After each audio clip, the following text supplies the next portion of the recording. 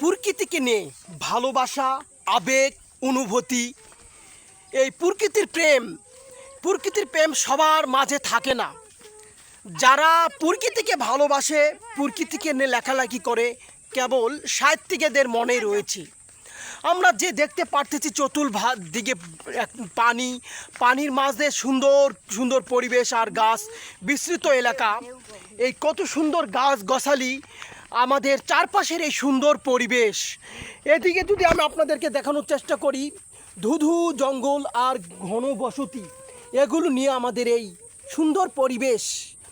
আমি ঢাকা থেকেও বলেছিলাম যে সুন্দর পরিবেশ, সুন্দর বন্ধন জীবন সেখানেই পাওয়া যায়। নীরবতা, গাছগাছালি, গাছের ছায়া, কত প্রকার গাছ, কত সুন্দর প্রকৃতিটা দেখেন, কত সুন্দর মনোমুগ্ধকর এই প্রকৃতি। যেদিকে তাকাই শুধু গাছ আর গাছ। এই বনটাতে আমি যখনই ছুটিতে আসি, একবার হলেও এই বনটাতে আমি এসে নিঃশ্বাস নেওয়ার চেষ্টা করি। নিরিবিলি নিস্তব্ধ একটা বন দেখেন। বনের ভিতরে কিন্তু অনেক ঔষধি গাছ রয়েছে। প্রিয় ভিউয়ার্স, আমি যদি আপনাদেরকে দেখানোর চেষ্টা করি, অনেক ঔষধি গাছ রয়েছে। আমি একের পর এক ভিডিও আপনাদেরকে দিব।